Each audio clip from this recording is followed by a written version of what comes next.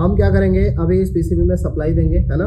Supply के लिए हमने ये केबल लगाया हुआ है, तो सप्लाई हम देंगे हमेशा सीरीज में, है ना।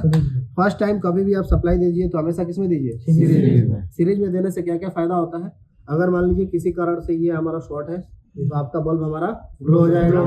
ब्रिज डायोड आईसी शॉर्ट है तो हमारी बल्ब क्या हो जाएगी, ग्लो हो जाएगी। अगर किसी कारण से आप मेन में सप्लाई दे देते हैं तो जो शॉर्टिंग है उसके कारण वो क्या हो जाएगा, बढ़ जाएगा और बोर्ड में शॉर्ट सर्किट हो जाएगा, है ना, खत्म हो जाएगी बोर्ड। तो इसके बाद आप देखिए सप्लाई हमने चालू कर लिया है, और सप्लाई चालू करने के बाद सबसे पहले क्या चेक किया जाता है, वोल्टेज, है ना, कि हमारा वोल्टेज जो बनना चाहिए वो बन रहा है कि नहीं बन रहा है। तो स्टेप क्या होता है, यहाँ पे एसी सप्लाई, यहाँ पे डीसी सप्लाई, और आउटपुट में 12 और 5। और अगर लास्ट टाइम मतलब एक ही बार में चेक करना है आपको, एक ही बार में हमें सप्लाई पूरा चेक कर ले, तो सेकेंडरी सेक्शन में यहाँ पे आप 12 वोल्टेज चेक कर लेंगे।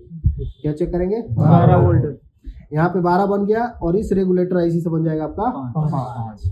ये आपने चेक कर लिया, मतलब सेकेंडरी सेक्शन में हमारी सप्लाई बन रही है। यही चीज हम कहाँ अपनाएंगे, ऑक्सिलरी सेक्शन में हम चेक करेंगे 15 और 5। यहाँ पर आप देखेंगे कितना बन गया, 5, और यहाँ पे कितना बन रहा है, 15। लेकिन इस 5 को आप देखिए ये कितना है, 5.7 है। इस 5.7 को 5 वोल्ट बनाने के लिए यहाँ भी रेगुलेटर लगाया गया, तो ये 5.7 इसके इनपुट में आएगा, लेकिन इसके आउटपुट में कितना मिलेगा, 5। आ रहा है समझ में। तो ये 5 वोल्ट की सप्लाई किसके लिए बनाया जा रहा है, इस एमसीयू के लिए, है ना।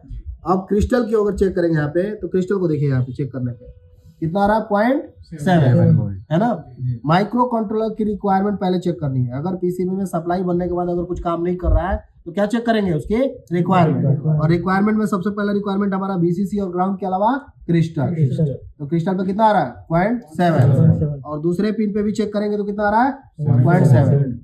एक और एसी नहीं मिल रही है, सही है कि खराब है, तो इसके लिए हमें क्या करना है, डीएसओ से चेक करने के लिए हम इसको मोड चेंज करेंगे। यहाँ पे डीएसओ आ गया हमारा, और डीएसओ का यहाँ पे लेंगे हमारा ग्राउंड, यहाँ से आप देखेंगे, और ये देखिए वापस हम क्रिस्टल को चेक करेंगे। यहाँ पे बन रहा है फ्रीक्वेंसी 8 मेगाहर्ट्ज का, तो ये हमारा इनपुट, और जैसे यहाँ पर देखेंगे ये हमारा आउटपुट।